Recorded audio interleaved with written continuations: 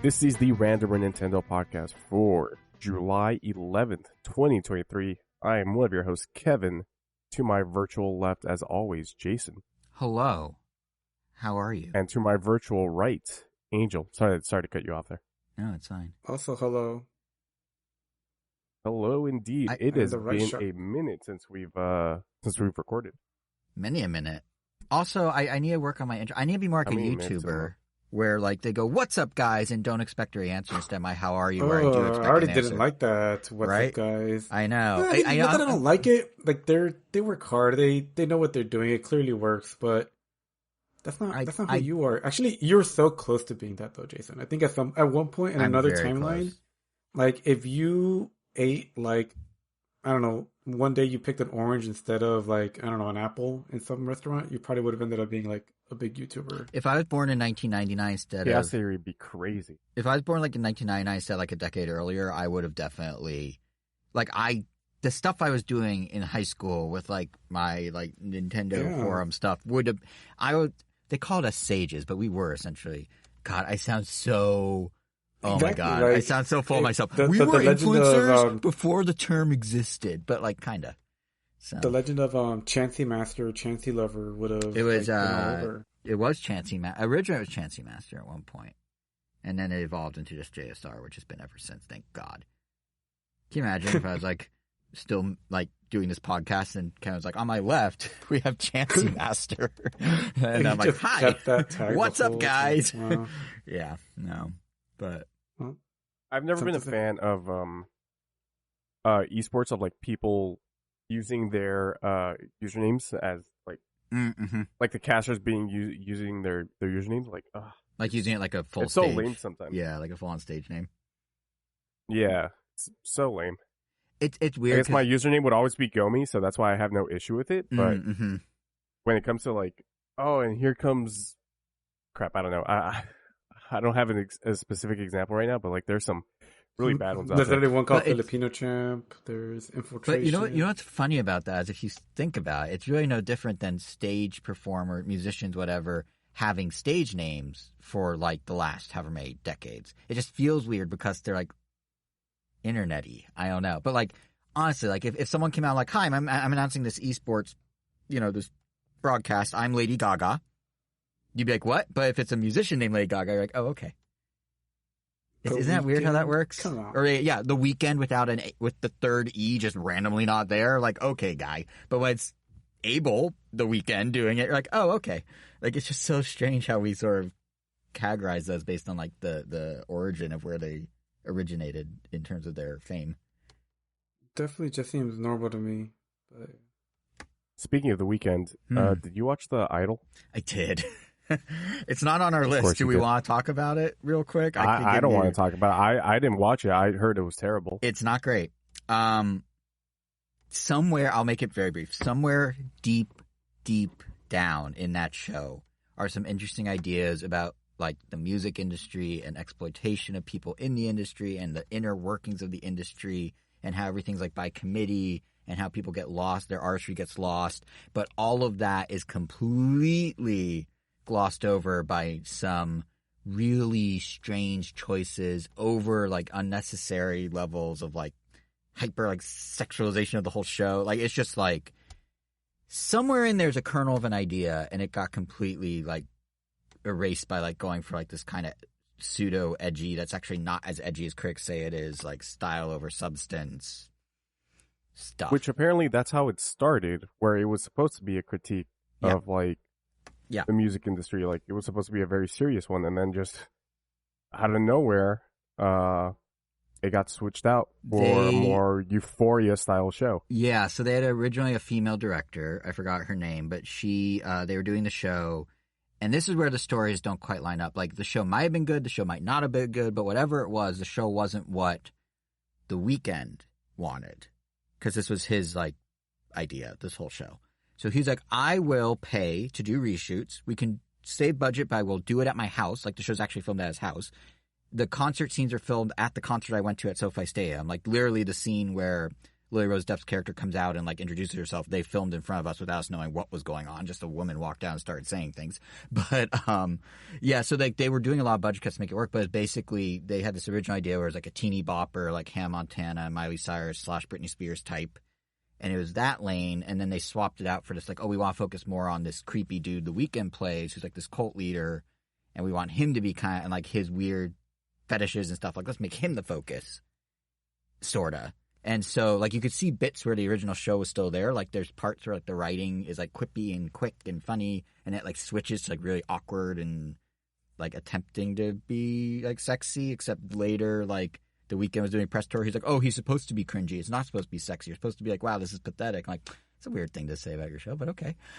So it's very mixed. But the soundtrack's pretty good. And honestly, I'm a fan of his music. So I'm fine with the music and ignoring the rest. But yeah, it was definitely an experience of course you are. to watch. Yeah. Of course I am. It's quite the, I guess, critical whiplash. Yeah. Considering that they just came off of Barry and Succession. Yeah. The Last of Us season 1. And then, you know, Euphoria, like, people really, really love Euphoria. And then to come to this by the creator of Euphoria, like. Yeah, and that's the thing is, like, Euphoria, I haven't watched Euphoria, but I've heard it has a very similar level of, like, kind of seediness to it. But it works because it has such a killer cast. You can bring the guy that introduces the seediness to another show. But if one of the main guys, The Weeknd, is new to acting and hasn't yet found his footing fully, that drags you can't get away with the seediness because the acting doesn't, elevate past it. At that point, all that's left is the weird seediness that feels awkward. So, right.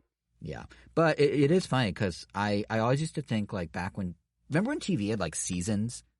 Not like seasons like we have now, but like, oh, from fall to spring you have a show, and then in the summer there's different shows, and then from fall to spring the original shows come back. Like back when television was like a linear format, like with cable and stuff. HBO kind of used to do that, where they'd have like their big shows would be like fall, winter, spring, and then they're kind of lighter, more like the comedies or like the lighter stuff or stuff that's not like prestige, quote unquote, would be during the summer. So the fact that they did go from Succession and Barry to this kind of gave me shades of like HBO in the early 2000s. Now, granted, all their shows were higher quality than what we have now at The Idol, but still, like that kind of like spring being the end of the super strong stuff, and then summer being kind of like B tier, and then going back to the strong stuff later, like that. That's how TV always used to be back in the day. Mm-hmm. Yeah. So, anyway, that's a random tangent. Well, that was The Idol. Yeah. That happened. That more or less aired almost a majority while we were off the air. That is true. For like this last month. Yes. Yeah, so how have you guys been? I've been talking a lot. Angel, how have you been? I've been alright. Chilling, going to Anime Expo. Was that all that happened? Watched some random movies without much planning. Just kind of happened. That's pretty much been it. Built a couple Lego sets. Both pretty awesome. I'm pretty sure I talked about the piano before, but the finished product, really fun. Even the whole pseudo play mechanism where you press a key and the sound comes out of your phone.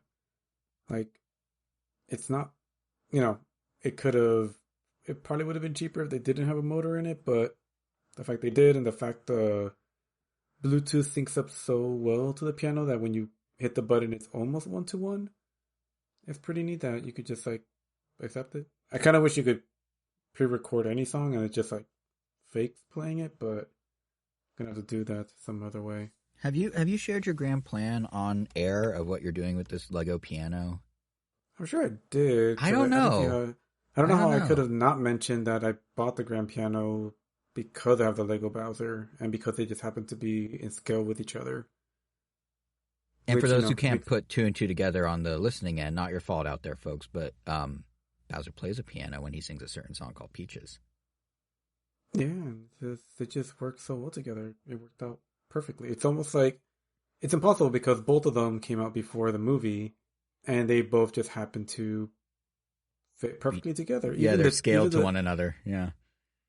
Even the stool, like, you do have to put it on its side, but when you put it on its side, the legs create the perfect gap for the tail, which acts as a tripod with the rest of the stool, and he just like sits perfectly, like on propped up on the piano. And I do have plans that have a little recording button thingy just so that, I can press a button and then you'll hear Peaches. But hey, wait a sec. The same way Kevin threw the idol at me when I wasn't planning to talk about it, Angel, you heard Peaches live and you just glossed over it like that did not happen. You went to the Game Awards. You went to the 10th anniversary concert at the Hollywood Bowl. How was that? The Game Awards concert happened to be there. I went to see Peaches. Peaches was a surprise. That's impossible that you actually went with that. I mean, I guess you did kind of think it might happen. Yeah. But yeah. I mean, that was cool. I hadn't been to the Hollywood Bowl before, and now I did. Didn't realize it was an outdoor venue. Pretty cool. Parking was nice. Mainly because I parked on a hill, as Jason suggested I should, to avoid expensive parking and what seems to be a known nightmare to get out of. Because I guess there's only like one exit. Pro tip for anyone coming to Los Angeles or who lives in Los Angeles and doesn't know, don't park at the Hollywood Bowl. Either park at the Hollywood and Highland Complex and take a shuttle or walk up the hill, or just park on a random side street somewhere in the neighborhood up the hill, not near anything, and you will still get out twice to 3 times as fast as anyone who actually parked in a proper parking lot. Yeah, that was great. I mean, I saw a costume Crash Bandicoot. Obviously, we got to hear some God of War music. The Spider-Man music was cool. Even the Harry Potter and Star Wars music, while they weren't obviously doing any known themes, the footage and the live orchestra was pretty amazing. And of course, like Jack Black's Peaches, which was just a nice treat, especially because, when it was announced that Jack Black would be there, at first it was like, oh, hopefully he plays Peaches. Like, he should play Peaches. But it didn't really occur to me as like a definite thing that was happening until I think it was a couple days before Jason had mentioned that Nintendo wouldn't have a say in it. Up until that point, I thought they would, and then when Jason not so much as say.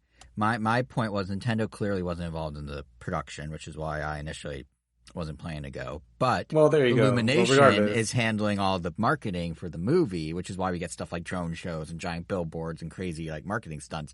And Illumination might be game to have Jack Black sing, even if Nintendo wasn't playing. So as soon as that was like brought to my attention, it just became like, oh, that's definitely happening. Right. Like, I could still be surprised. That was still a nice surprise, but it felt like, oh, cool, there it is. Which was awesome. And they dropped a hint that I didn't even pick up on. The Hollywood Bowl a week before, tweeted like, oh, one night only, I have a special like peach dessert you can buy from our stores at the venue. And Jeff Keighley, of course, quote tweeted it with the little like side eye emoji. And I was like, huh, Peaches, that's random. And I didn't even make the association Peaches, like the song Peaches. Like I didn't even, yeah. So then when it happened, like, oh, of course, the dessert was because of the song. But yeah. Yeah. And I guess maybe somewhat related, and I guess I might as well just go into it because it won't be that long. But, we saw Jack Black. And then kind of randomly, we ended up watching School of Rock the next day. I had only seen School of Rock once before. I think back in college when I got my PSP because it was the free movie that came with my PSP. So I saw on the UMD. Exactly, yeah, on that little the Universal Media Disc. Remember when UMDs had giant sections at every electronics store, almost as big as the DVD sections for like about 10 months? Yeah. There's like a window there where everyone's like, oh my god, this is the next big thing. PSP's going to kill it. And then instead it was the one that got killed. Well, I mean, that being said, though, I definitely enjoyed the movie in its more normal proportioned glory. That is a TV versus, a PSP screen and speakers. But yeah, it was fun. I remember enjoying it, but obviously, how you can only catch so much or pay so much attention when you're watching it on a handheld. I'm pretty sure I wasn't even fully paying attention to it when I first watched it. But I can see why a lot of people really enjoy it, or why some consider it like kind of a classic. But man, yeah, Jack Black definitely still the same character. You see a lot of the Bowser, obviously. Just Jack Black, playing Jack Black. Also, forgot Sarah Silverman wasn't that, and her role was literally just to be the most unlikable character in the world. which I guess she nailed because I'm sure that was the point. Just be the unbearable girlfriend or something. But yeah, you know, good over 100%. Yeah, especially because that was the era when she was doing Sarah Silverman's show, and that was like the whole vibe of that show was like the counter culture of what like the girl would be. Yeah. Did both of you enjoy that movie? Care for it, or you're like? I saw it in high school, but I remember being like, "Oh yeah, that was fun," but I don't remember anything else. Crap. What am I trying to say? It's insane how like none of those kids in the movie really grew up to be like stars to me. Yeah, it was certainly not even iCarly. Oh, I forgot she's in that. Miranda Cosgrove. She's literally the lead kid. Yeah, but what's Miranda Cosgrove doing these days except more iCarly? No offense to Miranda Cosgrove, but well, I mean, she's still. I mean, we know her name. Like, I guess like, she's a meme. Them, the one with the car. The one with the car. The one with the coffee cup. What I mean to say, it's like, not that the other ones never amounted to anything, but like they just never showed up after that movie. That's true. They showed up for a reunion, but I know that's not what you mean.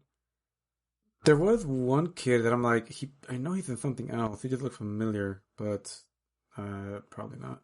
Yeah, I'm going through the cast list right now, and none of them are household names. Spy Kids kid or something, but I'm pretty sure that was. Yeah, that's what I mean. Like, none of them are household names except for maybe Miranda Cosgrove. By the way, did you know the Spy kid, like the boy from Spy Kids, is now married to Meghan Trainor? Well, Meghan Trainor? All About That Bass. Who's Meghan Trainor? Singer. All About That Bass. One of the most insufferable artists of all time. You may know her. Doesn't help. Actually, no, that was Baby Rexa that got hit with a phone. Never mind. By the way, can we just PSA to people, if anyone's listening, stop throwing things at musicians performing on stage? For a second, I was thinking it was Meghan Trainor happened to, but it's Baby Rexa. But why are people chucking phones at musicians? Like, what is happening? Anyway, carry on. Sorry. Aren't phones expensive? Man, yeah, like you buy a $300 ticket, and they take a $300, $500 device, and you lob it at someone, and you're never gonna see it again. You're out almost $1,000 if you include parking and concessions. For what? For what? And it's very disrespectful to the artist. But anyway, sorry, you're talking about School of Rock and Miranda Cosgrove. Yeah, well, yeah, fun movie. I enjoyed it. I probably be a good while before I watch it again, but it managed to get a few chuckles here and there. And it's especially Miranda Cosgrove's character. She was fun. But there was another movie that I did see after, also kind of randomly, or unprompted. When was the last time either of you, or have either of you seen Gremlins 2? I don't think I've ever seen 2. I enjoyed 1. Yeah, I've seen Gremlins 2. Oh my god. I'm pretty sure. I saw Gremlins 2 before I saw Gremlins 1. Wow. That I feel like was a bad choice. One of the biggest, like, tonal whiplashes I've ever had in my life. Yeah, because, like the movie does not hide the fact. I'm pretty sure you would enjoy it, Jason, just because of how meta it gets, or the fact that it even gets meta. I do like meta. And if anyone has seen the Key and Peele skits where they're kind of like going through the movie, or like, how come that pretty much sums up the tone of the movie. The script puncher upper. Or yeah. So I guess I do know the beats of Gremlins 2 then. Yeah, but essentially, and besides that, I mean, that one mainly focuses on like what types of gremlins they make. But in a nutshell, the first movie is, I don't even really know what to call it. It's like not quite a horror movie. The first one's just like straight up a horror movie. Yeah, it's like mostly like, monster flick. More on the scary side. It's not really played as a comedy. There's maybe some funny moments, but it's more trying to be heartwarming and surprisingly dark at times. Like, out of nowhere, especially like that famous, like, oh, my dad was trying to be Santa Claus and he fell down the chimney and cracked his neck. And that story just kind of comes out of nowhere and it's like, whoa, that got dark. But then the second one, they know they can, they jab, they even point that, they throw jabs at their own film even as it's coming out. There's literally a part where, like, you're watching the movie and it looks like the film disintegrates, and then it cuts to a theater, and a woman going like, "Oh, this movie is terrible. What's going on?" or something. And then they call Hulk Hogan to yell at the Gremlins to put the movie back on. And at one point, the Gremlins attack a critic. What? Yeah, they attack a critic who's like ripping apart the first movie, and And they also like, poke fun at like, oh, they can eat after midnight. Like, what happens if they like cross over a time zone, or just stuff like that. It's pretty much stuff happens. A lot of stuff just happens in the movie, and Stuff happens. it's fun. But Jesus, it's just all over the place. Like they even tried to bust the, like, oh, that same actress who told the story about the sad Santa Claus story. Like someone just says like Abraham Lincoln. She's like, Abraham Lincoln. Oh my God, there was one summer and this man dressed in Abraham Lincoln. And then they just like straight up interrupt her. And they're just like, no, we don't got time for that. And then they just kind of leave.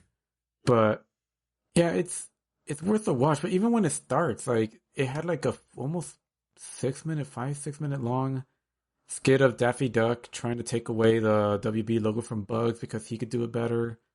They like bicker, and for a while you're like, oh, I guess it's just like an animated short before the movie. But then it's like, oh no, that's the actual movie. And then, yeah, stuff just happens because reasons.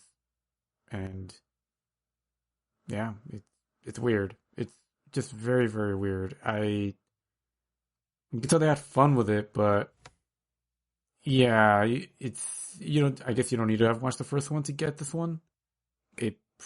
It definitely wouldn't help explain it anymore, but it's definitely, I would say it's worth watching just as a case study, and also just if you just need something wacky, because it's literally a cartoon.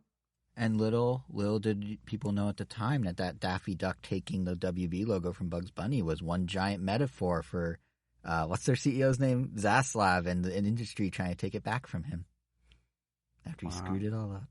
That was a lame joke. That took too long to get to the punchline of that one. So this is why I don't write movies. But I'm sure that's the Warner Brothers Discovery CEO who's like basically ruining the company. Yeah. They're behind the whole Max HBO. And selling half of their film music catalog, including their own Warner Brothers jingle. The heck? Yeah, that's one that happened in the last couple of weeks. Well, the movie was watched on Max, so yeah. Honestly, Max isn't that bad. Doing something right, I guess. Yeah, I mean the platform itself isn't that bad, to be fair. Literally, do you have anything else worth watching? I mean, that's where Barry lives. Right? The Idol on HBO that now, where but Barry lives. Yeah, that's where Succession is. That's where Barry is. There's a lot on there. All the WB like movies. Pretty soon, The Flash at the rate it's performing at the box office. I'm sure it'll be there in a couple weeks. In a Flash? Pretty much. No. Wait, is Spider-Verse already going to be off theaters? I was already looking at I might check it out this weekend, but I just can't find it anywhere. Even in my local theater, today was the last day that it was popping up. There is a lot of stuff coming out between Mission Impossible and Barbie and Oppenheimer, so I guess there just isn't enough screen real estate. Yeah, seemingly. I mean, it's been, a month? Is that how fast movies... I mean, it felt like Mario was still in theaters when... Hold on, it's still showing all over. It's still showing all over. Chinese theater in Hollywood, Santa Monica, Marina Del Rey, L.A., The Grove. No, those are convenient. Oh, wait. Starting Thursday, they're gone. It's their Wednesday, but not Thursday. Interesting. Yeah, it feels like this week is the last week. Yeah. Well. Mission Impossible finally opened. I'm so excited to see that. I'm very excited for that too, yeah. Were we going to watch the Mission Impossible movies in order? Have you not seen Mission Impossible, Angel? I thought that was something we were going to do, because I haven't seen any. Oh, well, we can. Oh, I would love to. Yeah, it'd be fun. I think I've only seen whichever one 3 is, and that's it. Whichever one was directed by Iron Giant Man. That is 4. That is Ghost Protocol. Then I have not. Damn it. I don't know. Then I guess it was probably that one then. Whichever one has a digital mask for disguises, and there's like a red Porsche or something. That is all. Oh, damn it. That's all I remember. There's a yellow Porsche in the third one. Is Bob Odenkirk in any of them? No, he is not. No? That's very random. Well, anyway, yeah, we should watch it sometime, and yeah, the new one's gonna be good. Yeah, yeah, we should. Well, yeah, I mean, it's all I got, kind of random, but those movies, if you haven't seen them, maybe check them out. I am not being endorsed by them. How are you, Kevin? I feel like you asked us how we were, and we both went on rants for like 15 minutes, and we don't even know how you are, our host. I've been fantastic. I finally got my surgery for my nose, and it's been going great with the exception of the other day that we were supposed to record. I had a nosebleed that lasted about 2.5 hours. I had to go to the emergency room, but aside from that, I was gonna curse. I am dandy. That's good. That's good. So what do you do when you sit and wait in an emergency room? Do you like watch stuff on your phone? Like, no, they took me in immediately. Oh, well, that's good. Okay. Probably because you're profusely bleeding. Yeah, it probably makes sense they took you immediately. Yeah. Yeah, it took me in pretty much as soon as I got in. Good. Yeah, but like surgery was a success. I have to constantly keep going to see my surgeon just for like follow-ups. There's a possibility that one of my nostrils is infected post-surgery. I'll find out at some point. I'm supposed to be getting a message from her. But aside from that, it's great. I post-surgery, I had like these splints in my nose. And then once those got removed, I had the best sleep of my life in like the last 2 years, maybe. Wow. Where I slept from like 4 a.m. to 2 p.m. Wow. It was great. Nice. Was that just your body recovering, or was it the fact that it was easier to breathe, so you're able to get like a more solid sleep? I was finally able to breathe. Nice. Yeah, so that was great. And then like some people at work have been like, yeah, you already even sound better, which I don't know. I feel like I sound pretty much the same. My sense of smells is still gone ever since COVID. But aside from that, no, yeah, I'm doing fantastic. Good. I'm glad it, minus the detour to the ER, I'm glad it all worked out. Yeah. So that's how I've been. But like we said, we've been gone for about a month, and a lot of things have happened since then. Indeed. The one that pretty much happened immediately after we recorded our last episode was the Nintendo Direct. Literally the next day. Yeah. Yeah. So let's go through that. Yeah, wasn't Jason going like, oh, there's nothing, blah blah blah. Yeah, right after we finished recording, I said to you guys, man, I don't know what we're gonna talk about unless there's the rumors of a Nintendo Direct pan out. Like, we got nothing, and then the next morning, like literally 12 hours later, Nintendo's like, so who wants a Nintendo Direct tomorrow? So they had our back, and then we proceeded to ignore it for a month. So. Well, not ignore it. We just yeah, no, I mean, we didn't have a chance to chat about it to record. Yeah. I mean, we all saw it, right? I assume. Yep, saw this one. Highlights? Anyone? Any games jump out? I would have to go back and look, but so not that high of a highlight then. I guess. No, I thought it was their best direct in years. Paper Mario, but it's been a month, so right. Yeah, I mean, Mario RPG made me go. It's been like 2 weeks. That's gonna make people happy. Oh yeah, Mario RPG was awesome. Now missing its subtitle for whatever mysterious reason. Like, I wonder if there's a secret 8th star, like a bonus content just in the remake or something. Else, here we go. But, what? No, I'm looking at an article that... Oh, you're going through a list of things? All right, so, yeah. Yeah, I feel like, you know what game really I'm most excited about? Just go through it, Jason. Oh, I actually, believe it or not, don't have notes for once. All right, fine. Yeah, okay. So, I'm just off the cuff. Here's my thought going into it, and here's my thought coming out of it. So, going into it, before we get to the individual games, those first 5, 6, 7 minutes, and it was all rehashes of stuff we talked about last episode, Sonic, Persona, Tactics, etc. I was really worried for a minute there that, like, oh god, Nintendo literally has nothing for the rest of the year. Like, they got, and then, very quickly, they have some gas left in the tank. Like, there's people speculating, are we going to hear about Switch 2 in October, and then it comes out in March, the same way we did in the Wii U era going into the Switch. I don't think we're going to hear anything about a new Switch until next year at the earliest, because they have, all things considered, a pretty big lineup for the rest of the year. Like, there are a number of games. Now, granted, some are like B tier, and they're not all like AAA, like Twilight Princess, wow. Tears of the Kingdom caliber games, but like, we got that Detective Pikachu sequel that they've been talking about forever. We got a WarioWare. We got Super Mario Wonder. We have, obviously, Pikmin in a couple of weeks. Tears of the Kingdom still has its momentum. There's Pokemon DLC. There's, I feel like I'm already forgetting. Super Mario RPG, of course. Like, they have a pretty packed lineup, all things considered. Like, they have like 2 games a month, except in August. So, yeah, I think my biggest takeaway coming out of that wasn't even a specific game, although I'm very excited for Mario Wonder, but just kind of the fact that, you know, I feel like we've been talking about on the show for a while how Nintendo's very unpredictable at this point. Like, even Nintendo in their own, like, they had an investor meeting a couple weeks ago, and even in their own Q&A, they're like, yeah, we all know what, like, this is all new territory for us, like, 7th year selling this much. We don't really know what to make of it either. It seems like they're still firing on at least a lot of their cylinders.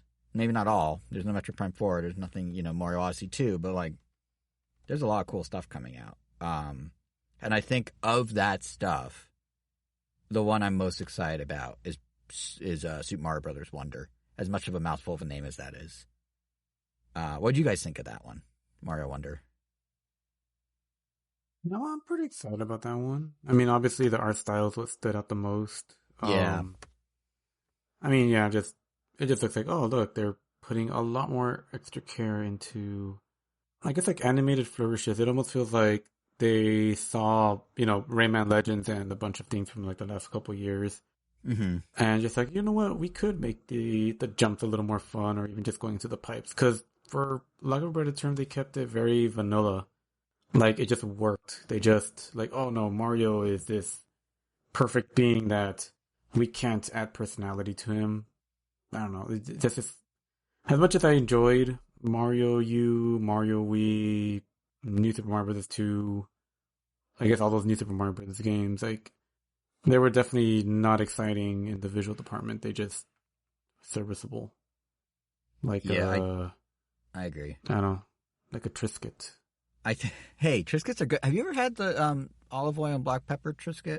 Super good. I don't think I've ever had a Triscuit, so I don't even know why. So I would say the new Super Mario Brothers series is like Triscuit, and then Mario Wonder is like they discovered they could do flavors of Triscuit. Because if you look at Mario Wonder, like if you like just watch the trailer, you can see the like skeleton or the foundation or the bones of it still being the engine, I think, that's running like the new Super Mario Brothers series. Like it's kind of like good. They definitely carried over the right? shake the Wiimote for like the mini jump.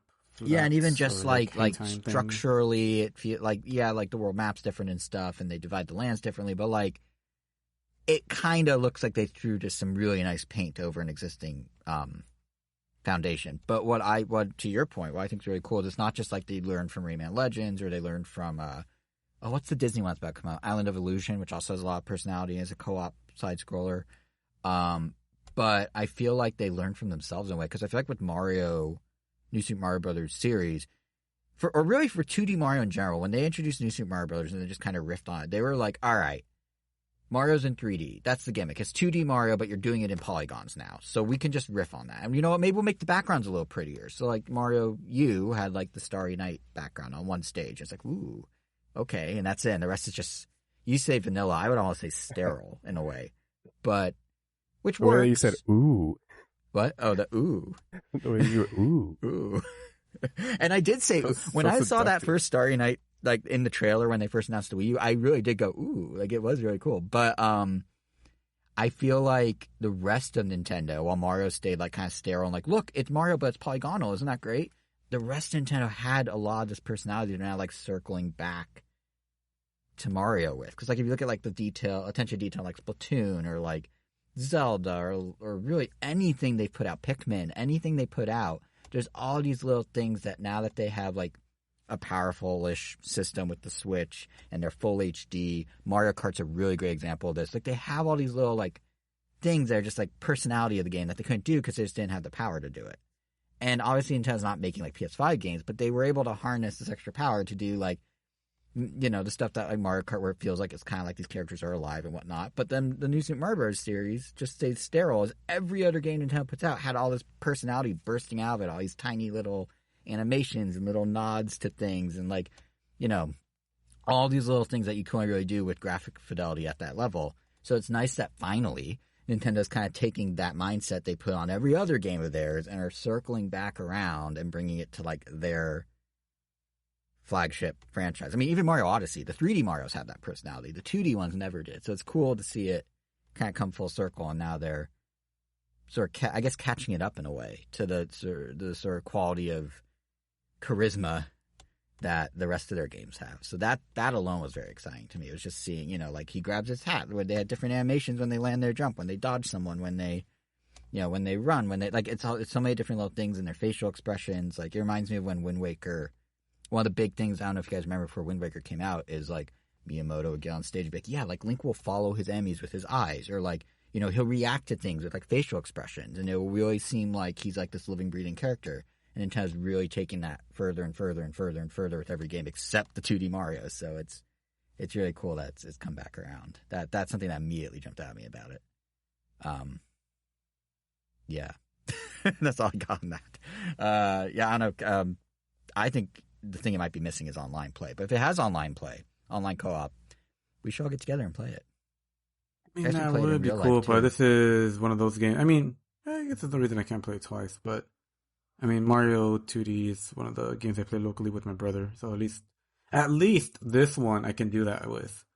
Pikmin 4, which was also announced during, or at least we got more details on the customizability of the characters can customize, and they explained what are they called, Delphi battles, which are like the new 2-player competitive mode. Yeah, which is kind of like where the red flag started to kick in. It's like, they're not mentioning co-op, which is all I really cared about. And then they later revealed, I guess it was a little after the direct, but I'll just throw it in here. But they released a video not too long ago where they showed off like, oh look, there's co-op, but player 2 is now just like a reticle shooting stuff. So they basically like the other Mario games where you can play as Bowser Jr. or the Mario Odyssey or yeah. And now it's just a head-to-head multiplayer thing. And it's a shame because Pikmin 2, which, didn't have a gamepad, didn't have as much power as Switch. I mean, I'm sure there's other reasons why they did it, and I'm sure it's going to be a really, really fun game in single player. I hope it is. Because my brother and I, we basically fell in love with Pikmin 2 even more because we had the co-op missions, and then Pikmin 3, the actual main campaign was fully co-op. And it had some missions, so it's almost like, oh look, we're like advancing. And then now it's like, nope, take that all away. So I went from really looking forward to Pikmin 2 to, I wouldn't say not caring. I still want to play it, but it just went really down in priority. It went from a game I was going to buy day one to I'll get it when I get it. So at this point, who knows when that will be. I still haven't even bought in Tears of the Kingdom, so yeah. And that's funny because I feel like I knew I liked Pikmin, right? And then I downloaded the demo because I wanted, so for those 8 of you who like me play Pikmin Bloom, if you play the demo and beat the demo, you get a little Ochi that you can ride, like a little Ochi costume for Pikmin Bloom. You can ride around on a little Ochi in Pikmin Bloom. It's really fun to say Ochi. But yeah, so I played the demo, which is actually just the first couple bits of the game. It's like 2 hours long.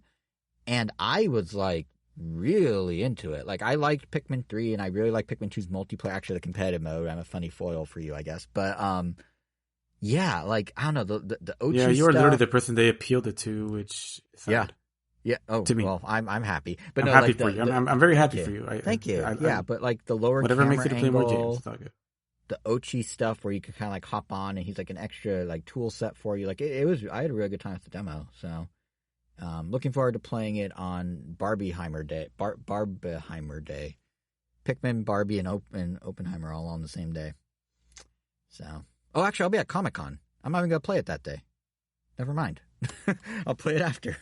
But yeah, but I do get your concern. I know it seems to be the case. There's always a game that comes out when you're at Comic-Con. There's always a game that comes out when I travel now. It's very strange. It's like consistently, anytime I'm going somewhere, they release a game on that Friday.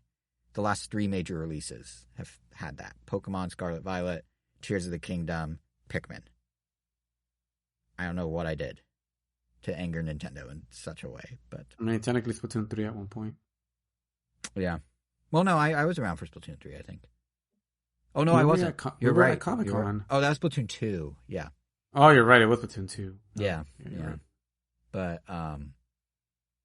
yeah, but no, Pikmin, I get what you mean, though. They have definitely sort of pivoted it. But they're also pouring so much... I mean, maybe there's hope for you in 2 ways. Because, one, if you really want to play Pikmin 2 as a style game, you can literally go back and play Pikmin 2. They ported it to Switch, shadow drop Metroid Prime style. Which is cool. I do love the fact that they both got announced for the Switch, but the problem with that is that my brother and I 100%ed Pikmin 2.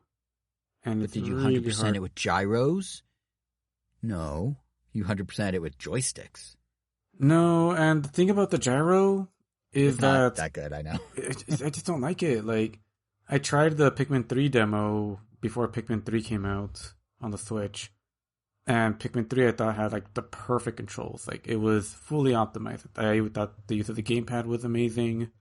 The pointer with the infrared sensor was, it's 1-to-1. Like, you literally can't get any better than that. And I just got, I don't know, maybe it's like a getting older thing, but I just couldn't be bothered with the game after like the 4th or 5th time that I had to recalibrate it. I'm just like, this is just not fun anymore. Like, That's fair. Like, I didn't have to do this. And, I also 100% of Pikmin 3, so it was like, why even bother at that point? Like, I would essentially, I'd probably just try to get used to controller controls again. At least so I don't have to deal with any kind of like, hold the down button to make the pointer point at the right spot. It was the same thing with Metroid Prime. Like, I thought pointer functionality was perfect for it, but then the remaster just didn't quite get it right, so I gave up on it, and I just went to normal controls, which were okay, but, I'm almost done with the game, but I'm definitely taking my sweet time with it. And for what it's worth, when I played the Pikmin 4 demo, the gyro, like, I didn't use it at all. I was playing it handheld. So, like, it's not like you need it. Even if you do, so I go back. Yeah, and I mean, the first 2 games didn't use it, and the second was our favorite. So, I mean, clearly it works. We just know it could be better. And it just, that's this weird thing about Pikmin. Like, it feels like it took a bunch of steps forward and then, like, a bunch of steps back. But maybe, I guess also some other steps forward in different aspects because, I don't think it steps forward. I don't think it steps back. I think it's moved. Like, so I had this problem with... I mean, controls are definitely a step back. I don't think and the lack of a gamepad. That was one of the games that really used the gamepad. Like, I don't think there's a way to not say, like, it just... But, and then, to your point about... Quad campaign, that could just be debated because, I haven't played the game, so, yeah. And I think that actually you hit the nail on the head with a different game I wanted to touch on. WarioWare, Move It. Right? So I love WarioWare. Like, love WarioWare. And in the way that Get It Together, the first Switch WarioWare, it was kind of like a sequel to WarioWare Smooth Moves and that, like, introduced different... Like, WarioWare Smooth Moves, like, the one WarioWare where there's, like, entirely different ways to play. Like, it's all motion, but sometimes you have to hold the controller this way. Sometimes you do that. Sometimes you do different things. Like, it's not the same. Like, WarioWare Shake It, you're always tilting or shaking. WarioWare Touch It, you're always touching or rubbing. Like, but Smooth Moves had, like, 12 different ways you can use motion. And Get It Together did that with characters. So that's kind of how it was one sequel. But what Move It seems to be is the most literal sequel of Smooth Moves, where instead of one Wii remote, you have 2 Joy-Cons.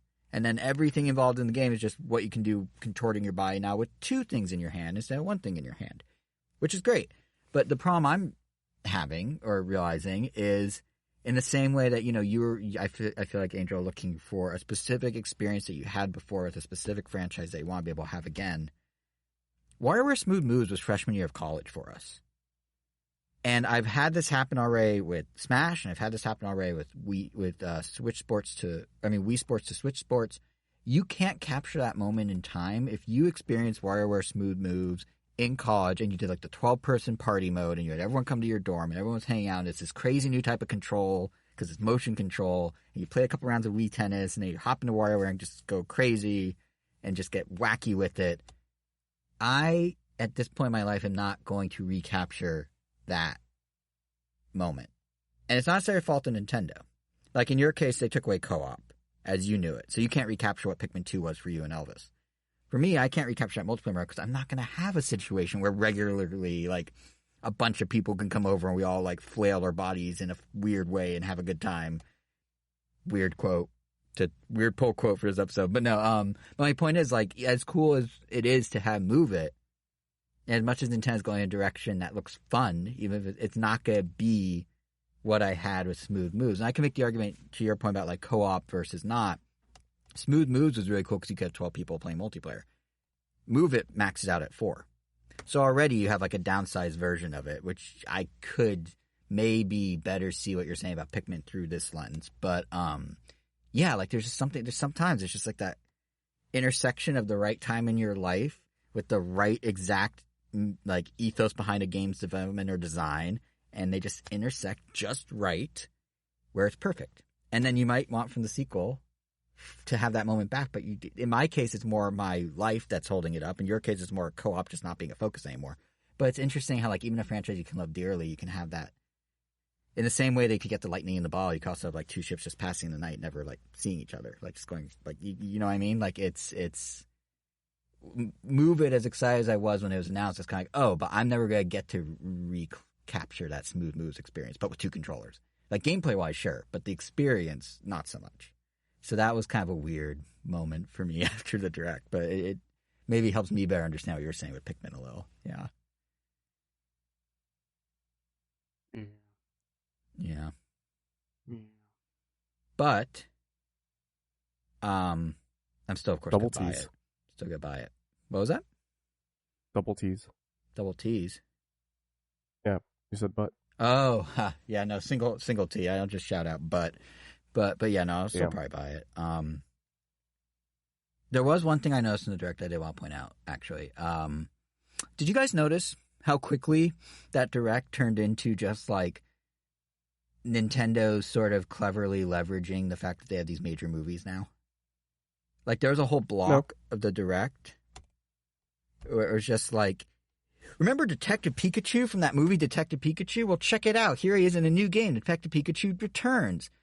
Remember Princess Peach from that movie Mario that you really liked? Well, check it out. She's starring in her first game since the DS. Remember Luigi from the Mario movie? Well, check it out. He has a Luigi's Mansion remaster. Hey, you know Mario and Bowser and the rest of the gang you loved from that movie? Well, they're all in an RPG together, guys. And they put those all back to back to back to back.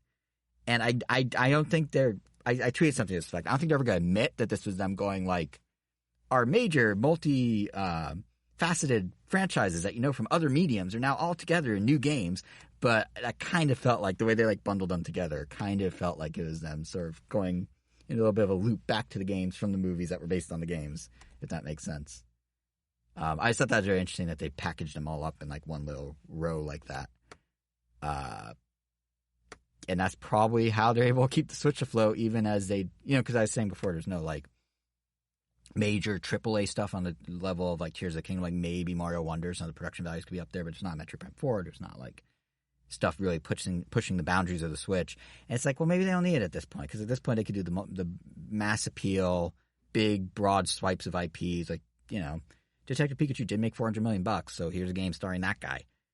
Princess Peach ended up being a really cool character that a lot of people were like not expecting her to be in the Mario movie compared to what she is in the games. Hey, let's give her agency in her own game again, but maybe not make it based on emotions. It looks to be based on like stagecraft or something this time. Luigi being a scaredy cat was like a main point of the Mario movie. Here he is being a scary cat in a remake of a game where all he does is be a scary cat. So like it definitely felt like they were kind of lining things up in a way, even if they weren't outright basing them on the movies. So yeah, there was missing like we're porting Bowser's Inside Story to the Switch, and then whichever company did it would go bankrupt. And yeah. Oh, Alpha Dream, yeah. Also, did anyone else? This stuck with me for a month. Did anyone else find it weird that when they showed the trailer for Detective Pikachu Returns, like the detective, you know, he's back, and it's like, so is Tim, and his iconic red hoodie, and I was like, what iconic red hoodie? It's iconic. Is Tim's hoodie iconic? Of course, it's iconic. Yeah. Is it? He doesn't even wear it in the movie, does he? Is it? It's not Ash's hat. It's not Ash's vest. Tim from the game, not Tim from the movie. Yeah, no, I know. But what was so iconic about it? He was just wearing a red hoodie. The fact that it was red, it looked cool. You have to, like, I guess you have to be there. You have to have played it. I did play it. I don't understand what to beat the whole game. Does it become relevant to the plot in the game? His iconic red hoodie? Not only relevant, but like you end up wanting to buy your own red hoodie. Okay, I can't tell if you're being facetious or serious anymore. I feel like you're being facetious. So go to anyone that has actually beat in the game, and they'll tell you like, I'm gonna type Tim Goodman in Twitter. You're Google. Probably gonna get just a bunch of lists for red hoodies. Yeah, that's what we're gonna see. The first picture is him in a red hoodie. There you go, iconic. But I'm gonna go to his Bulbapedia page. Nowhere do they point out he's wearing the red hooded man. Nope. The red hooded man. The red hooded man. But yeah, I just thought maybe it's like they didn't have a tagline for Tim, because like Detective Pikachu, like you could think of a million, but like Tim is just a guy. So maybe that's all they could come up with. Like, I don't know. I just thought it was so funny how they're like, Tim in his iconic red hoodie. Like, oh, okay. But that feels like a weird note to end my Nintendo Direct. They're trying their best, Jason. No need to be so hard on them. I'm just teasing. It's just making fun. Poking fun. I mean, I guess since we're basically trying to make something nothing fun for children, and I'm mocking them. Just trying to be all inclusive for people who love red hoodies. I'm sitting here like, oh, red hoodies. Yeah. I'm really the worst. I guess I'm on the ask now. Any of the Mario Kart tracks get you excited? Or you're like, eh? I'm very excited that they're doing a new one. I mean, granted, it's new in the sense of it'll be in tour shortly thereafter or at the same time. But the Squeaky Clean, whatever it's called, Squeaky Clean Speedway or something. Yeah, pretty neat. Yeah. I like how it's kind of a bathroom version of some of the other miniature, like the playroom track they've had in the past. Like, I thought that was a really fun concept, so it's cool that they're kind of expanding it further. Yeah, that's definitely one of the cooler tracks, both that one and this Squeaky Clean Highway or whatever. That's what I'm talking about. Oh, yeah. Yeah, funny that one and the other water-based one, Koopa Cape, are the ones I'm most excited for. Everything else looks neat. I am kind of excited. I wouldn't say they're any of my favorite ones. I'm excited for the LA one because they actually put, like, the South Bay, where I used to live, like, in it. Like, you could see the Manhattan Beach Pier in the track. So it's kind of cool. Do you drive by the Arts District? I don't think so. Wow. But, yeah. Wow. So you think I can't drive up to Worth Couche and get a Frank and then go by I feel like I have to translate 82 and get a drink? And I feel like I have to translate some of this for non-Angelinos. And what else is there? Swing by Little Salt Tokyo for and some Taco. Ice cream. Oh yeah, Salt Straw. Pieology? Yeah, somewhere over there. So real quick, if anyone didn't know what Worst Cooch is, that is a sausage place. Is that by there? Skid Row definitely did not make the cut for the Mario Kart track. Huh. I'm happy to say, but yeah, I think Squeaky Clean is the one I'm most excited for. It's out in like a day or two as well as it's recording, so that's fun. Yeah, which means we only have one more left. Actually, it comes out on a Wednesday, and Wiggler is a playable character, so it's Wiggler Wednesday. Never forget. Wiggler Wednesday. Forget. For real. It's happening. Yeah. I wonder how many people are going to bring that tweet up. I don't know. Or, how many people are going to thread about it? Or both, yeah. Cross-post. Yeah, I'm sure there's already jokes made about it. Well, that is the way the cookie crumbles. But, yeah, I'm excited for it. But, I'm mainly just waiting for the last one. I just want to see either Wario Coliseum or Rainbow Road return. The Wii version. We're going to hit a point very quickly, because we only have, like, 8 tracks left, where there's going to be a lot of disappointed people when they don't get the tracks they want. We're going to hit that point very soon. The tour tracks are cool, but I'm honestly still kind of a little salty that they were included at all, and not just give us literally every console. Well, this literally wouldn't have existed without tour. Every track they're giving us, the only reason we have any of this is because they're I know. I'm just saying the only reason we have any of this is because they ported over the tour track. Yeah, I know. Yeah, so. I know. Yeah, but yeah, like honestly, the track I probably wanted the most of all is the Airship Fortress from the DS, because that one felt that's a good one. Very inspired and very different. And I don't know if that one's in tour, which probably means it's not going to come here. But was my weird just now? I feel like I was like delicious to you saying the Airship track. Like maybe I just got self-conscious about my but you're like that. The way I said was really weird. Maybe you were tasting Airship Fortress and you were like, the fumes of the ship's exhaust. Yeah. But yeah, no, I think there's gonna be. I kind of like the tour tracks. I mean, we'll probably talk. We talked about it when it first came out. I'm sure I'll mention it again when I have impressions of the tracks. I guess next episode. But I like that the tour tracks are actually structured differently. If I want to go to New York, I'll go to New York. I don't need it in my Mario game. No, I mean, I get that, but I don't even mean the themes. I just mean, like, the way Get that they... Vancouver out of here, and Madrid, and the way that they, like, Sydney. do the track structure, I thought was kind of cool. I mean, it's a little... Just kidding. Of course, yeah, because you have a bias. You love Japan. But, like, it's a little weird and convoluted, the track design, but also it's just so different from everything else in Mario Kart that it was kind of, like, refreshing to have this whole new type of track that now has a bunch of variations. Like, the ones where it's, like, the same course, but crisscrosses, and each lap is different, but it's not a straight line like Mount Wario. No, like, yeah, it's they definitely bring something to the table. It's cool. Yeah, I'm cool. Yeah. But that might be... Is that it for the Direct? I feel like it was so long ago. Kevin, did you think of any highlights from a month ago that jumped out to you?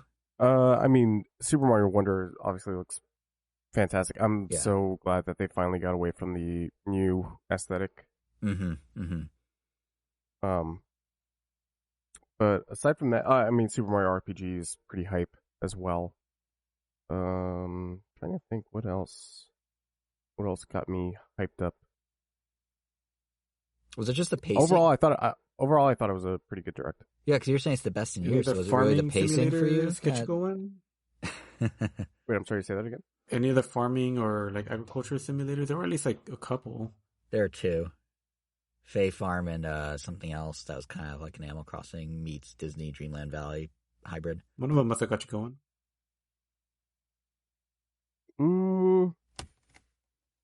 I don't know. I'd have to like rewatch it. Obviously, it's been forever. The fact it wasn't a hard no surprises me. I didn't know you were a farming game type. Wait, I'm sorry, say that again? I was saying the fact you didn't give a hard no to Angel saying, did any of the farming sims catch your attention surprises me. I want to try like a farming sim. Like, I don't know which one it would be, but Harvest Moon 64 is a solid one. I don't know how you'll play it on the Switch. I don't even think it's on anything on Switch, but that's the one I got super into when I was younger. It's very bare bones compared to some of the stuff now. Like Fae Farm looks way more advanced, but and obviously Story of Seasons is like next level by comparison. But there's something in the simplicity of Harvest Moon 64 that really it's nice. Yeah. Yeah, I don't know. One day I'll try a farming game. You'll get super invested in the relationship building side where you have to woo your wife. I usually am like, especially like Persona games and stuff like that where you pursue relationships. This does not surprise me in the least bit. Yeah, no, I would 100% believe you would be. Yeah. Whoa, what is that supposed to mean? Just because, like, I don't know, it just felt like his lane. Like, I don't know, I believe it. Not a knock against it. No, not a knock against. I have a fiance. No, not like that. I mean, like, just like because that's like the only way it could mean, honestly. No, not at all. Coming from you. No, I mean, because like he likes like stuff in anime that's not. He likes his action, but he also seems to like the stuff that's more about relationships and things like that. So it just felt like a natural extension of that to me. I don't know. Persona, as he even mentioned with its relationship stuff, like it just felt like a natural extension. It was not a diss about your personal life at all. Sure. I swear. I'm actually being sincere. I am shocked. He actually just came out and said it like that. But anyway, I digress. Yeah. What else happened? Oh, Angel, you went to Anime Expo. Did. The only convention I'm going to this year. Because I'm just tired. Boo, that you're not going to Comic-Con. Thankfully, I am a little bummed that I won't be there to get the Time Wizard alarm clock and the dual disc wristwatch in person, but I'm sure it will be obtained. But, I mean, I'll be in Cancun during that time. So I'll be taking a different kind of vacation. Like, literally during the exact same day that I would have normally been going to Anime Expo. So, it's kind of worked out that way. It's like how I didn't go to Anime Expo because I was in Hawaii. Now you're flipping it on me at Comic-Con. Yeah. But my badge will be going to get used. One of our friends from the group that normally goes to Comic-Con who wasn't going to is now going to take my Saturday badge. So, presumably they'll be there on Saturday. Honestly, you're missing... If you had to pick a year to miss... Writer's strike, Screen Actor Guild strike, very likely. A lot of studios backed out this year. Like, in terms of, like, the big, like, pizzazz of Comic-Con, like, it's a little lighter fare this year, and it might get lighter still if the SAG strike happens. Even if Nintendo was there, the last time we went, they were basically like, but they had Lego Bowser. The Lego Bowser was cool. That was, like, the nice big... That was a nice send-off, but... The ballroom, though, had just been getting worse and worse every year, essentially. Yeah, and they don't even have a booth this year on the show floor. Yeah, there you go. So, yeah. But Anime Expo, though, it was fun. It definitely not as bad as the internet made it seem to be. It looked bad. I didn't see anything. What supposedly was so bad? And then what was the reality? Lines on lines on lines on lines. So normal. Not knowing. People, like, standing in lines that led to absolutely nowhere. Oh, geez. I once stood in a, what was it, Angel? 4-hour line just to get in the door? Yeah. It was a mile and a half long. This was years ago. For Anime Expo, yeah. Oh, gotcha. They took us down the street, under the freeway, and into, like, kind of over near, like, the Bank California or BMO Stadium area, sort of. No, that's way too far. It absolutely would not. I mean, we were under a sign pointing you in that direction, but I guess we weren't actually there. Yeah. No, yeah, that was BMO is like miles away from. Right. Yeah. No, that's fair. It was definitely though a mile. I looked on a map. It was a mile and a half from the convention center, the end of the line. Yeah, I think that was the first year that Eventbrite took over. That happened. This year, I think it's the second year that another company took over. I forgot. What are they called? They do other events too that I am blanking out on, but...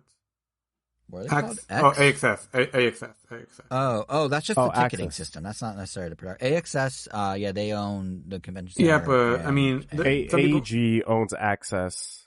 Yeah, there we go. Yeah, and AG owns, I think, is now a majority owner in the convention center. And while we're talking AG, the Microsoft Theater, which was formerly the Nokia Theater, as of today is now the Peacock Theater. So the Game Awards will be held at the Peacock Theater, starting in December. I'll give it that there were a lot of weird things, especially the first day. The first day definitely wasn't that great. But the thing is, it wasn't that great for the general public. It was perfectly fine for myself and my friends that went. Because I feel like if you were paying any amount of attention... and nothing was really that big of a deal. The lines are the same as they were in any convention. It could have just been that. I mean, they were fully sold out, so you probably had a lot of first-time comers. And I know we had a lot of friends that came for the first time to Anime Expo. First-time waters? Arrivers. He tried to say newcomers, but he said first-time comers. Okay, yeah, I thought I heard that. Yep. And yeah, so the first day, there was definitely some, except from we witnessed, the people, I guess they're, trying to direct traffic, were definitely, sending people in weird well, not that they were sending people in weird directions, it's that they decided that some entrances and some exits were going to be one way. So some people didn't realize it was a one way until they already reached the end of a hallway, but then you just kind of turn around and just go the other way.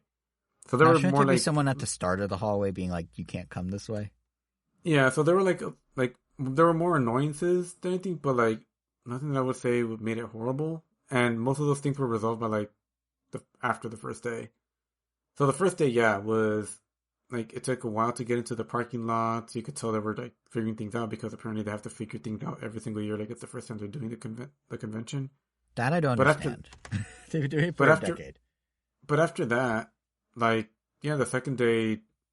And the third and the fourth, getting into the parking lot was super easy. Every single time we were able to get into the exhibit hall basically right when it opened with no issues whatsoever. Anywhere we wanted to go, get into the Evangelion line, even though things sold out pretty quickly, we still managed to get what we wanted. Getting into the panels we wanted, including one for Yoshiki, that popular Japanese artist. We stayed in Petrie Hall because the panel before that was the artist for the Final Fantasy, for Final Fantasy, and just a bunch of other things. So we just like watched his panel and then stayed for Yoshiki's after, which is pretty cool. We got a selfie with him.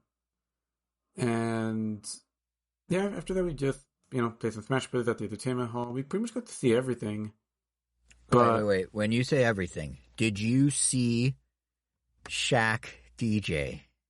I saw everything I wanted to see. How could you not want to see a giant man of a basketball player, Shaq? He didn't even come out in Space Jam. Why would I care about Shaq? He's an LA icon. And obviously when you think anime, you think Los Angeles. I don't know what he was doing there, but anyway, carry on. Sorry. Yeah, I mean, I know Shaq exists. That's pretty much as far as my knowledge goes. He's a big guy. Tall guy. He's very, I've seen him in person. He's very tall. Yeah. Yeah, that being said, though, didn't buy a ton this year, but what I did buy were many things that I wanted. Like something, like there was like a lap cushion, an Evangelion branded lap cushion that I saw in Japan that I didn't have room for in the carry-on, so I was happy to find it here in Anime Expo. As well as, some Dashboard figures, some... Oh, and the Bowser backpack, the one that I wanted to get at Universal, I think it was like $100 there, and then the next time I went, it was sold out, and they had the official one there as well for $20 less for some reason. So somehow there were better deals there as well. And Artist Alley was nice. We only like briefly went in there, and yeah, everything else was nice and chill. Nothing too crazy. I mean, it's become kind of like a staple to go to the beer garden during Anime Expo. At least like we started doing that beginning with last year. Except this time the beer garden, like last time had like a long line, so we decided to go to this other thing that they call the Ichiban Market, which had no line, many more tables, and still served alcohol. So, and the music was also more on the low-key, lo-fi vibe, so we were able to hear each other, whereas when we did go to the beer garden on the first day, it's like, it was the middle of the day, and they were playing music like you were at the peak of, like, the dance night. I don't know, it was too intense for what people were doing at the beer garden in the middle of the day when it's, like, super freaking hot. I really like your wording there. The peak of the dance night. Next time I'm out late, I'm going to be like, guys, are you having a good time at the peak of the dance night? I don't know what that is. Like it's just I'm not even mocking. I love that wording. Yeah. It's like when people say the night is still young, but some were past that, but not quite. I'm going to call it a night. Right in the middle. Right. The peak of the dance night. Of the dance night, yeah. Yeah, the peak of the dance night. But yeah, overall, definitely a great Anime Expo, at least in my opinion. My experience there I thought was great, especially compared to last year. So definitely looking forward to next year's. Probably just gonna stick to the same schedule that I did because we left early, got there before a lot of the people did, and I don't know. I guess because maybe we're not looking for very specific exclusives or have a ton of panels that we need to go to. Maybe that's why our experience was so much more pleasant than the average person's. But yeah, it was fine. It just feels like the internet blew it out of proportion. Or maybe those people just had Anime Expo for that first day and that's it. Which, honestly, that would really suck if the first day is the only day you get to go to, because the first day is always typically pretty terrible. So if you're ever in LA and want to go to Anime Expo, which I would recommend day 3 or day 4. Because by then the crowds are way more manageable and you'll definitely be able to see everything. So probably day 3 if anything. Day 2 if you have to do a earlier one. But yeah. Yeah, that's pretty much it for Anime Expo. A lot of anime. Nice.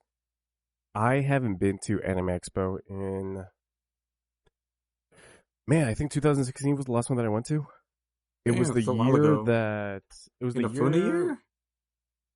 What's up? Was that the year he was there? Inafuna? Like I think it was the year before... Wait, was that Inafuna year? I went with Jason to that Mighty Number 9 panel. Yeah, that'd be Inafuna year, yeah. But when did Mighty Number 9 come out? 2016. Did you know the DS version still isn't released and is still coming soon? Of that game? No, that's not even close to ever happening. I know. They don't even produce DS cartridges or run the DS eShop anymore, but they never officially canceled it. But no, 2016 sounds about right. Yeah, I think the game. They don't have to officially cancel it for it to just never come out. I know. Yeah, but I think it's let me see. Mighty Number 9. He was there in 2016. Yeah. Yeah, I backed that game. I was really close to backing it. I backed it. It came out in 2016. Yeah. Yeah. Because I remember also standing in line for maybe about an hour for like a Dragon Ball panel where they're going to show like a clip of the upcoming Dragon Ball Super movie. Or maybe it was the upcoming just Dragon Ball Super anime. And it was delayed by like 45 minutes and the panel lasted for only 15 minutes. It was supposed to be an hour panel and they just went on for 15 minutes. And they showed a trailer for like Dragon Ball Z, whatever the fighting game at the time was getting released. It wasn't Fighters. It wasn't the Arc System Works game. It was one of those 3D brawlers that was it called, just absolutely can't stand. I feel like I'm going to say gibberish. I want to get this right. Was it like Budokai or something like that? Something with a B? Budokai Tenkaichi is the like fan favorite series, which is a 3D arena brawler. Okay, and yeah. I can't stand those games. I wasn't too far removed in my thought. Okay. No, yeah. I cannot stand those Dragon Ball games, and those everybody goes crazy for them. They actually just announced Budokai Tenkaichi 4, which Budokai Tenkaichi 3 was released on the PS2.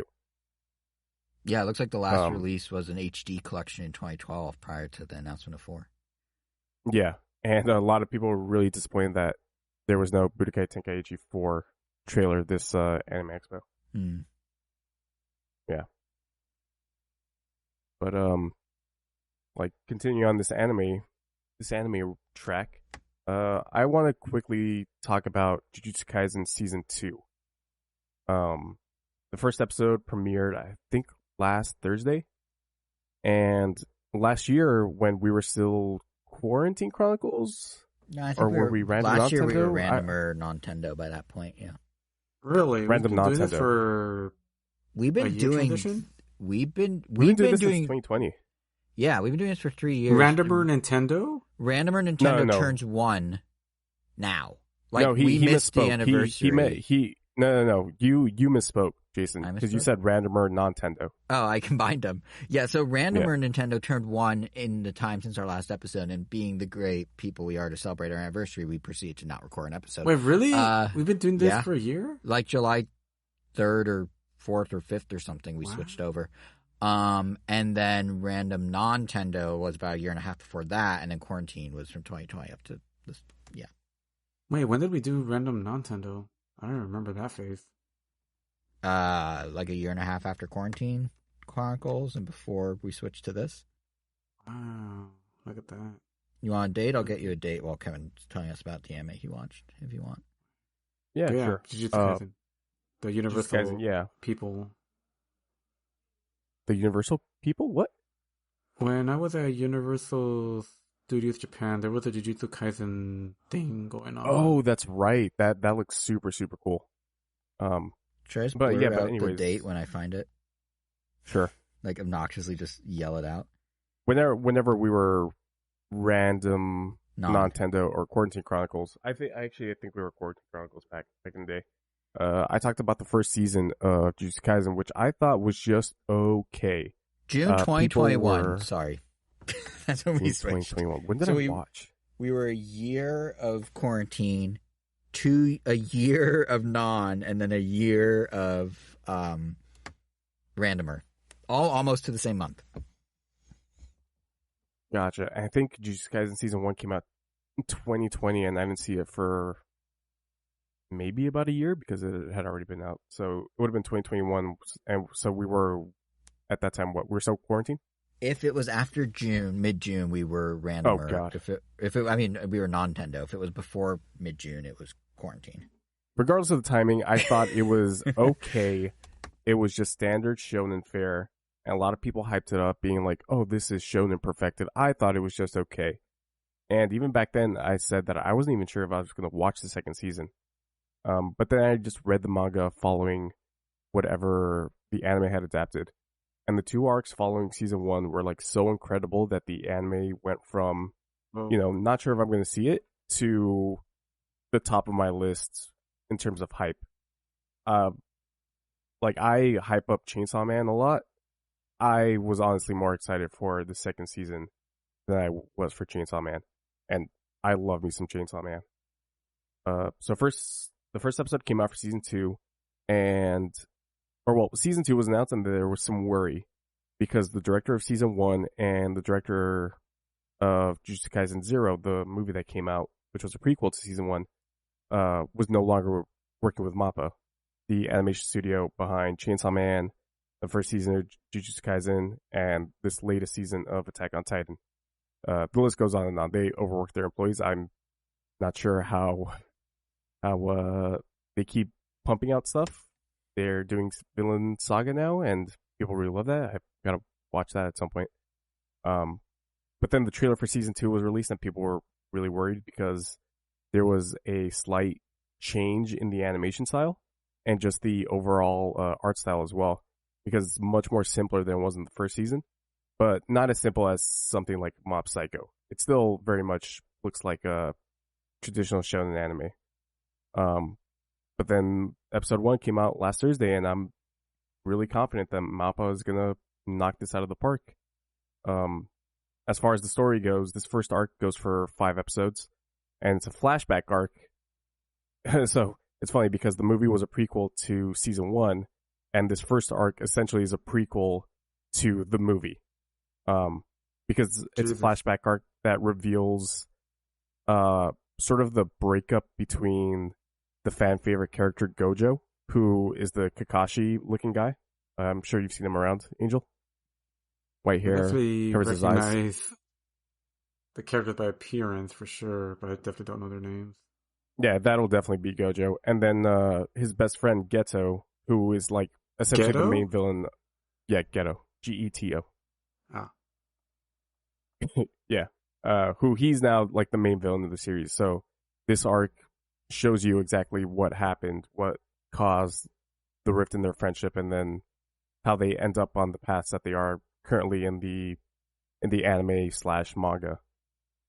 So that's going on for 5 episodes, and then it's going to take a break for about a month, and then we get to what I think is the holy grail of shonen manga, anime, whatever you want to call it, which is the Shibuya Incident arc, which is going to run for a whole 18 episodes, and I can't be any more excited for that. I was really worried that they were going to rush that arc, but now knowing that it's getting a full 18 episodes, I am so excited for this arc and just everything that they're going to have to animate, and hopefully it really doesn't disappoint, because I know some people were really disappointed with that last episode of Attack on Titan, the like hour-long episode that came out, because there was just some stuff that they did not animate that people were really excited about.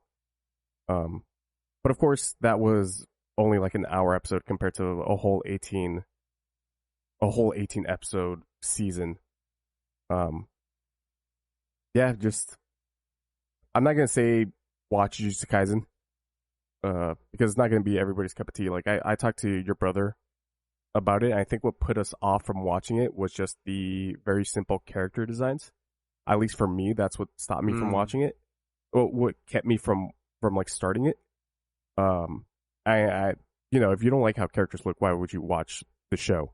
Yeah. But I'm super glad that I did, because like I said, this next past this arc, which is what's it called? It's called Hidden Inventory / Premature Death.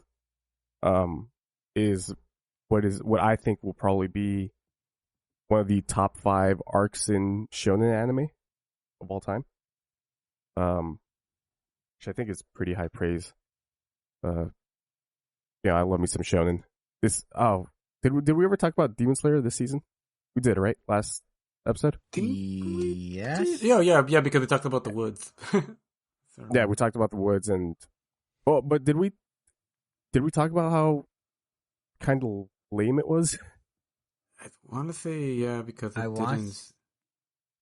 I feel like go for Jason. It's been so long. It's been so long since we talked about it. Really was at this point.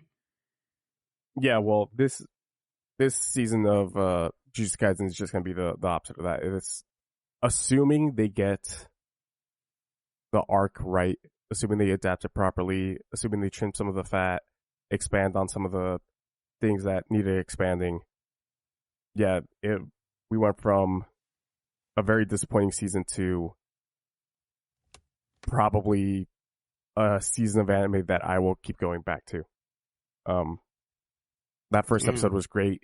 The new opening for this season, or at least this first arc, which is only going to be 5 episodes long, which is kind of disappointing that I won't hear that song, but that song and the visuals, it's just a banger. Probably one of my favorite openings of all time. Yeah, Jujutsu Kaisen season 2. If season 1 puts you off, season 2 will probably get you back on the train. You just gotta give it some trust. It's funny because I feel like whenever I think Jujutsu Kaisen, I just think of that anime that people were aggressively met on early, and I feel like that's just kind of what stuck with me. Even though I've heard a lot of praise since then, and like from you, and there's like one coworker that's like obsessed with Jujutsu Kaisen because they have like a bunch of plushies like on their desk of the characters. Like I mainly remember the Kakashi one, and I guess kind of like on the same vein as Black Clover, who I heard very neutral things about, but people seem to be coming around to it. Like I think even Elvis said that he didn't like it initially, but I guess he was still watching it at some point, and I was like, thought you dropped it. But I watched like 20 episodes of Black Clover, and Black Clover unfortunately is not a seasonal anime. It's one of those anime that they just pump as much as they can. It's by the same studio. It's Payra. I don't know I don't know how you pronounce it, but it's the same studio between the same studio behind like Boruto, which looks like absolute ass. Naruto, so they just adapt like long form anime. And Black Clover is just one of those. And it was a series that I would just have on the side while I'm like doing something else on the computer. I would just look at it, and the show is just so ugly. Which, it's not their fault. They're adapting this anime week by week by week by week. Yeah. And then like the second part of the new Bleach season came out. I think it was today. And they gave it some time. It was 13 episodes. Then they went on for like a little break, and now they're going for another 13. And it just looks amazing. It's by the same company. Damn, so when they want to, they really can do it. When they want to, they really, put their backs into it. I think at that point, it just becomes a conversation about, the animation, the like Japanese animation industry of how, which is unfortunately, long form anime are going to look like crap, like Black Clover. Like I remember showing Elvis what is supposed to be like one of the most hype clips of Black Clover, and just like how cheap it looks versus just like a regular fight in Jujutsu Kaisen, and the change in quality is insane. Jujutsu Kaisen just absolutely like mops the floor with Black Clover in terms of animation. Yeah. But I mean, yeah, that's just the Japanese animation industry at that point. So I'm guessing you're not watching Mashle then? No, I'm not watching Mashle. I think the only thing that I'm watching right now is literally just Jujutsu Kaisen. There's a couple of things that I do want to watch though that are coming out soon. But we'll see. Well, maybe I have to check it out. I mean, obviously my anime list is always ever growing. Like right now, I'm watching something called March Comes In Like a Lion, as well as continuing on Love is War. So nice. I'm glad you're watching Love is War. Oh yeah, definitely. I initially thought that was all one title. Because anime title. March comes in like a lion, love is war. No, March comes in a lion while considering love is war or something like that. Whatever you just said. Because like there's some crazy anime titles. There's one with like a refrigerator in the name or something I saw the other day, and I'm just like, what? It's like I'm a refrigerator stuck in. I was reincarnated in another world as a refrigerator or something like that. Yeah, it's just like what? Yeah, there's another one. I have the Anime Expo book here. There was one that literally has like almost like a little paragraph in the name. Oh, the refrigerator wasn't a refrigerator. Reborn as a vending machine, I now wander the dungeon. That's what it's called. If you hear pages turning, that's just you're flipping through the book. Yeah, isekais are the bane of the anime industry. I'll say it here. They just came out with a WB isekai, the Harley Quinn Joker one. Oh, that's right. Yeah. And also, because you like shonens, what are your thoughts? Are you interested in My Adventures with Superman? That's getting a lot of buzz. I mean, I know it's not truly an anime. It's like a weird, inspired by, but yeah, I'd be interested too. Oh, Yoshitaka Amano. That's the guy that I saw. I got a thing. But anyway, I don't know. I have heard some stuff about it. I'm curious. I don't know. I mean, I don't really watch any of the DC stuff unless they're like standalone movies with my brother. But no, it was cool. I hope it does. I hope those things do well. It has some good buzz. Yeah. I think I'd probably be more willing to watch it. But yeah, good old animes or something. A lot of shows. Good old animes. I'm still watching the final season of Ted Lasso. I just have one more to go, which I'll talk about once I actually finish it. But I haven't talked about Ted Lasso on this show in like 2 years, waiting for you to catch up. So you name the time and place, and I'll be there to talk about it. Poor thing. I know. Jason, you know where you can talk about Ted Lasso now? Threads. Oh, yeah. Threads. And Twitter. You want to talk Threads? Let's talk Threads. Yeah, so we were originally going to record right as Threads was launching, like that same night, which is when I threw it on our list. But now it's been interesting over the last 5 days to like keep watching it. I feel like, so obviously Twitter isn't what it once was, right? Like, correct. Yeah, and I feel like Threads coming in to fill that void is, well, I have two thoughts. One, there's Threads itself, but zooming out for a moment, if you think about Twitter, if you think about Reddit and all the controversy it's been going through the last few weeks with the moderator protests and everything due to their API changes, it's really interesting that we're seeing what used to be like 4 or 5 dominant platforms that each had kind of a purpose, right? Like Reddit was kind of like for like specific topic conversations and subreddits. Twitter was for like kind of quick bursts of sharing things or getting breaking news or breaking sports info or whatever. Facebook was like what your parents use. Instagram was like sharing pictures. YouTube was sharing videos. TikTok is kind of a weird amalgamation of like Twitter, Tumblr, and YouTube, kind of. But they all kind of had their lane. And each one was like the powerhouse in its lane. But now everything's like fracturing and splintering and messing up. And now we have 2 apps that are kind of what Twitter are, because we have Threads and Twitter. And we have like Reddit, kind of like a subset of people are unhappy and might leave. Like we used to have these like powerhouse 4 or 5 players, and the internet's kind of splintering now. And it's interesting because back before these 4 or 5 powerhouse players, the internet was very splintered. You went to your video game forum for video games. You went to your anime forum for anime. You went to like game facts or game guides, or if you have questions about games. Like everything was, very, you had specific sites for specific topics.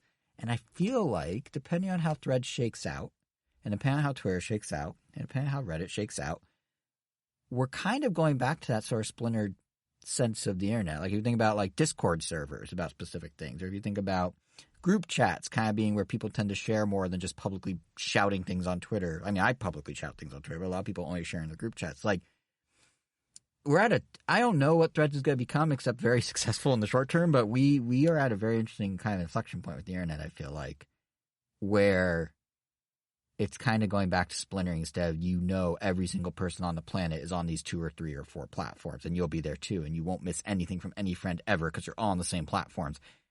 I don't know how true that's going to be much longer. Like it's just interesting.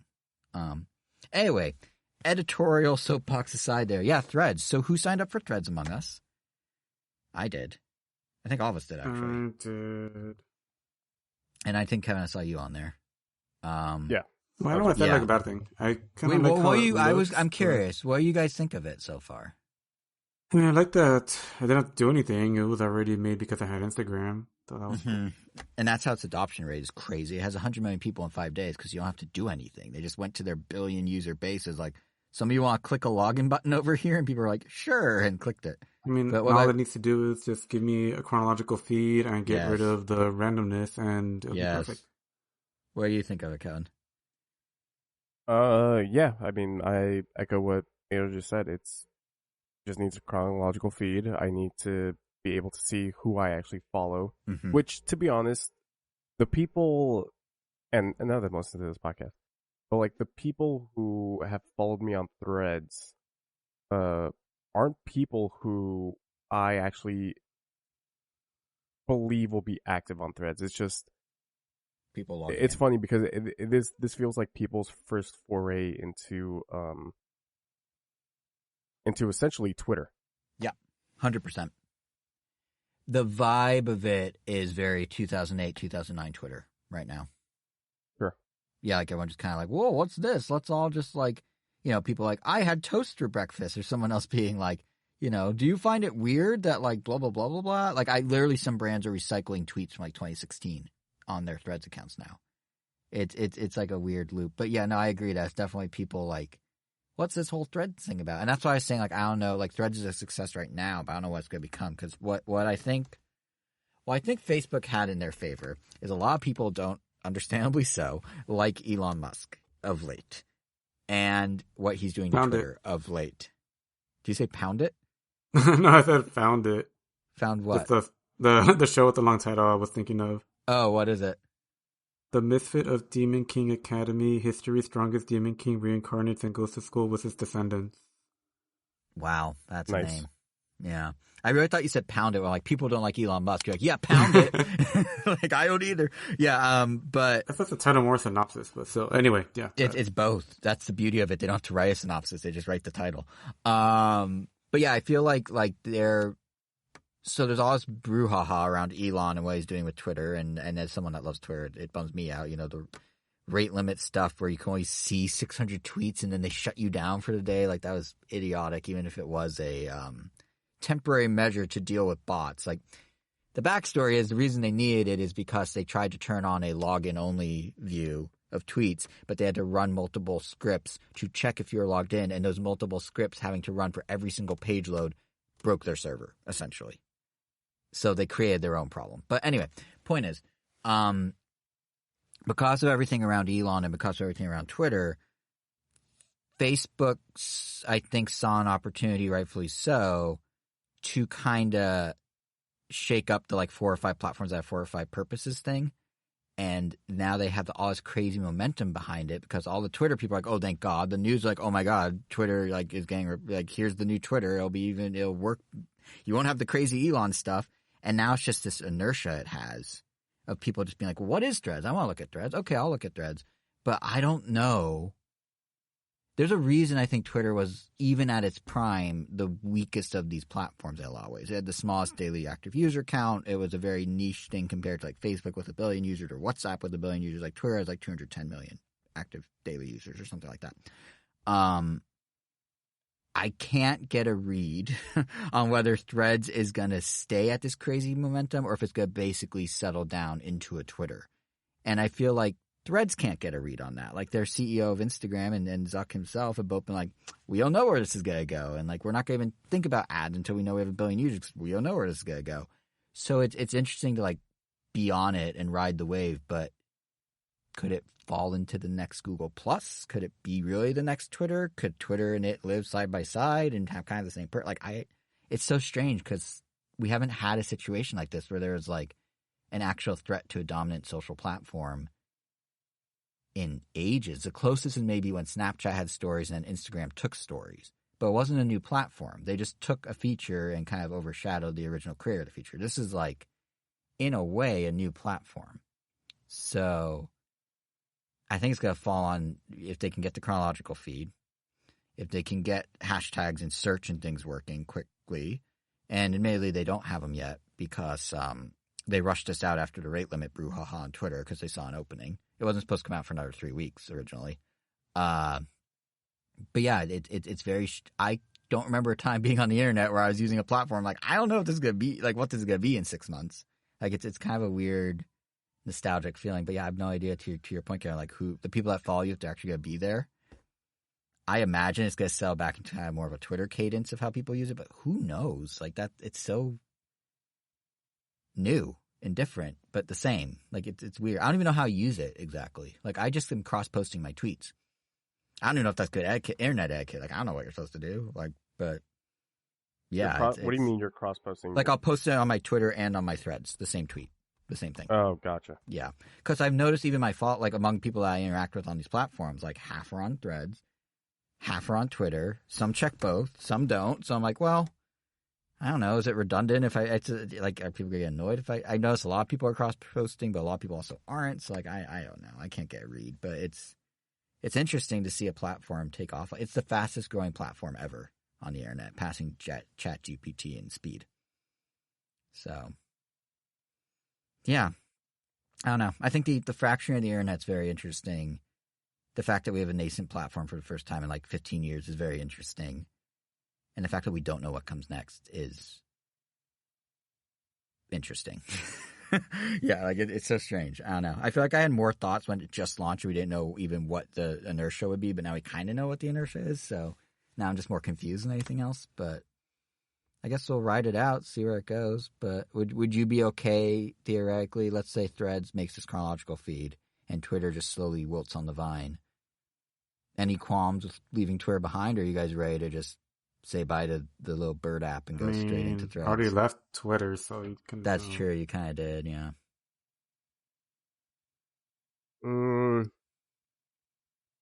I don't know if I would fully leave it behind. First, I would probably need some functionality to add a second calendar, just because I want to leave. The way that I have two Twitter accounts, one being the one that I push here, and then the other one, like my personal one, where that's the one where like I have friends following me and stuff like that. Yeah. That was my more serious side compared to the one that we use on this podcast. And so for one, I need to be able to do two accounts. Right. And then second, I don't know. It depends on how the people that I follow currently right now on Twitter adapt to Threads. Yeah. Like, are they going to move to Threads? Because if they move to Threads, obviously I'm going to move to Threads as my main account. But if they don't do that, then there's not really a point.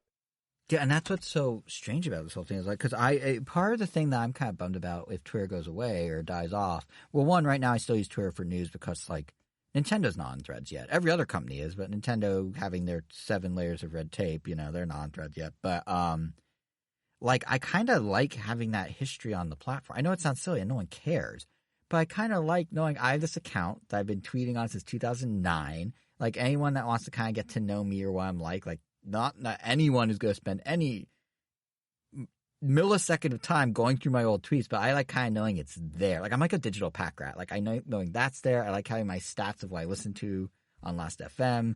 I like having like my check-ins of places on Swarm. Like I like this sort of data. So to just sort of be like, okay, bye Twitter, and sort of start fresh, even if it's still me and the people come with me, just feels weird. Maybe I just don't like change. I don't know, but like definitely that. Yeah, probably that for sure. But I don't know. It's just weird to me to just be like, okay, this is just gone now. Like when I made an Instagram, it's like, all right, but this is for like I'll sit there and like edit photo, edit the lighting and the color and stuff on photos and make like a nice photo now and turn just like here's a quick pic of something. So like I found like different purposes, but having it be exactly the same as Twitter currently, while we wait to kind of see what it becomes, is really weird to me. I don't know.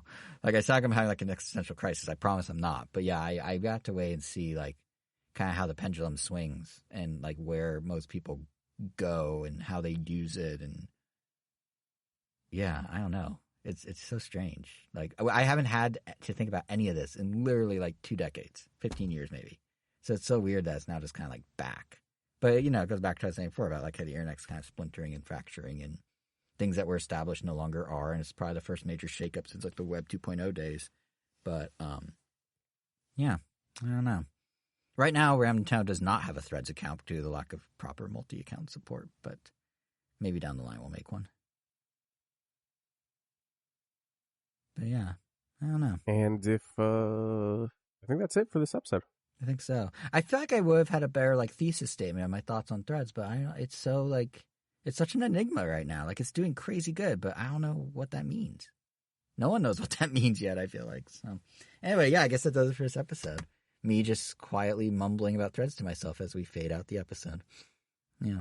Yeah, sick. And for more thoughts on anything, you guys can follow us on Twitter individually. This is true. Jason is at JSR7. I am KVN Gomi. Angel technically doesn't exist on Twitter anymore. But he has a thread. But he does have a thread. Wait, are you going to use threads for World of Weirdos? I do have it for both. I'm guessing I'm going to start using the Weiro one, the WIRO_O, like I used to use it on Twitter. I guess I don't see why not.